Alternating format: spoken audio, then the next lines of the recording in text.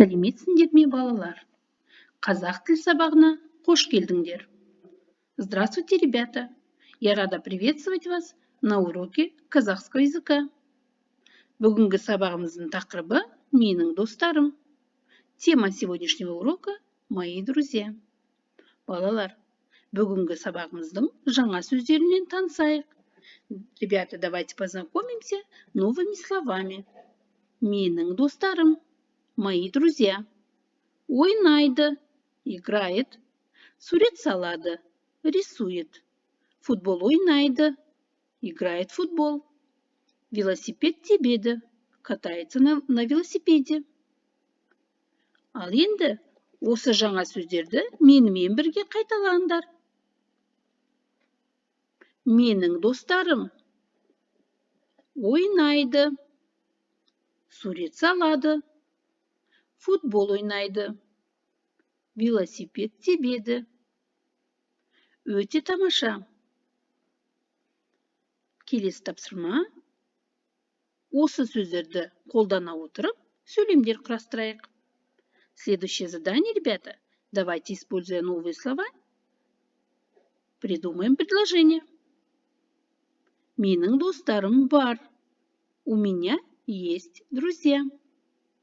Біз бірге ойнаймыз. Мы играем вместе. Менің достарым жақсы. Мои друзья хорошие. Ал енді, балалар, өздеріңнің сөйлемдеріңді құрастырып көріңдер. А теперь, ребята, попробуйте самостоятельно придумать предложение. Өте жақсы.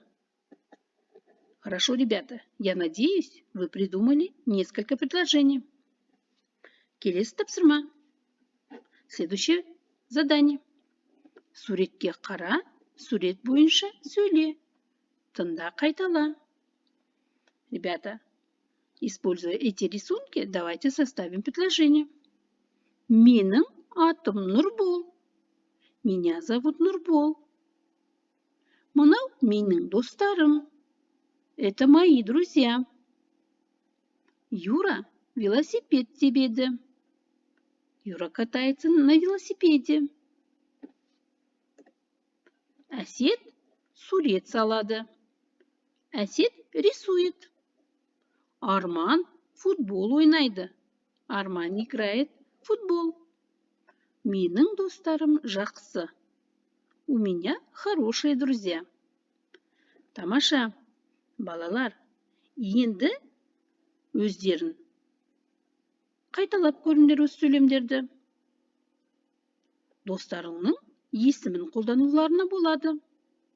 А теперь, ребята, самостоятельно проговорите эти предложения.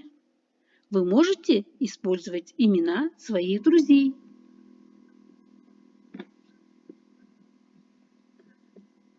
Хорошо, ребята, я надеюсь, было легко вам. Следующее задание. Келесі тапсырма. Суретке қара, дұрыс айтып үйрен. Ребята, я хочу, чтобы вы научились говорить правильно. Тебеді, катается.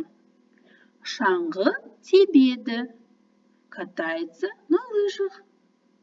Коньки тебеді, катается на коньках. Велосипед тебеді, катается на велосипеде. Ребята, слово «тебеді» катается используйте правильно. Запомните. Давайте со мной вместе. Шаңғы тебеді, коньки тебеді, велосипед тебеді. Өте жақсы. Келесі тапсырма. Есте сақта. Ребята, следующее задание запомните. В этом задании вам нужно запомнить. Ол сурет салады. Он рисует.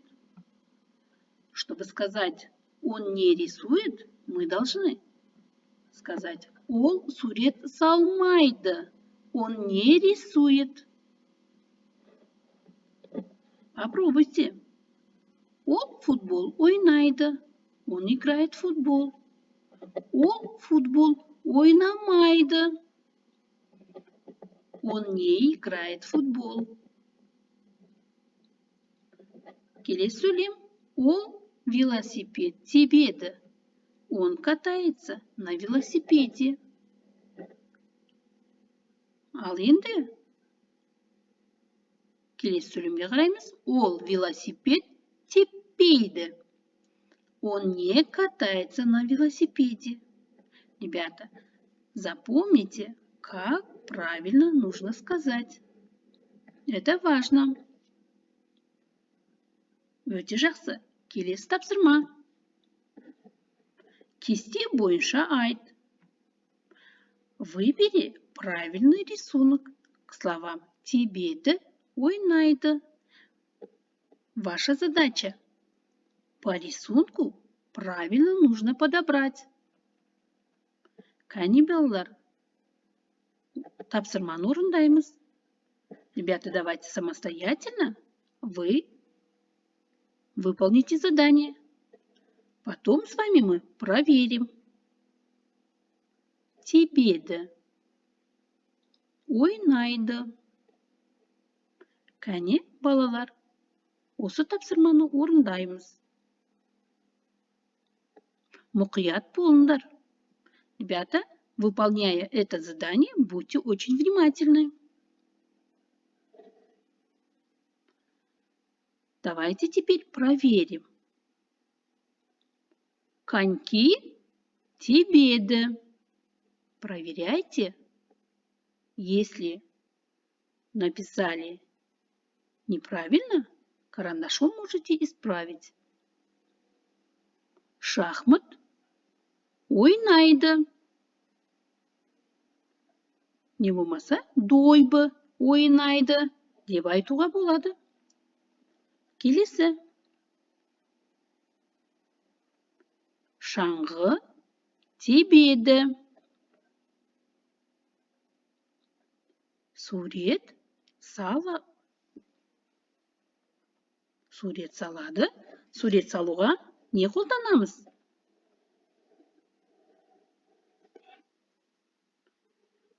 Бұл түрлі түсті бояу суретке келмейді. Футбол ойнайды. Жақсы. Велосипед тебеді. Бұл жерде қарындашпен түрлі түсті бояу артық болып тұр. Сондықтан мен сендерге мұқият болыңдар дегенім сол себептен. Ребята, здесь вы, надеюсь, правильно написали. Здесь лишний один рисунок. Это цветные карандаши и краски. Поэтому я сказала вам, будьте внимательны. Молодцы, ребята. Келесі тапсырмаға назар аударамыз. Келесі тапсырма дәптермен жұмыс. Ребята, следующее задание будет работа в рабочих тетрадях. Открываем страницу 23. 23-ші бет. Бірінші тапсырма. Первое задание. Выбери рисунок на вопрос «Сенің досың не істейді?» Что делает твой друг? Выбери по этому вопросу. Үшінші тапсырма. Сана. Посчитай, сколько карандашей. Жаз. Напиши, сколько их. Боя. Раскрась карандаши по цветам, указанным на рисунке. Балалар, бұл тапсырманы өте әдемі, мұқият орындауларын тиіс. Ребята, эти задания вы должны очень выполнить красиво, внимательно, не спеша. Балалар, бүгін сабағымыз жақсы өтті деп сенемін. Ребята, надеюсь, что у нас урок удался. До новых встреч.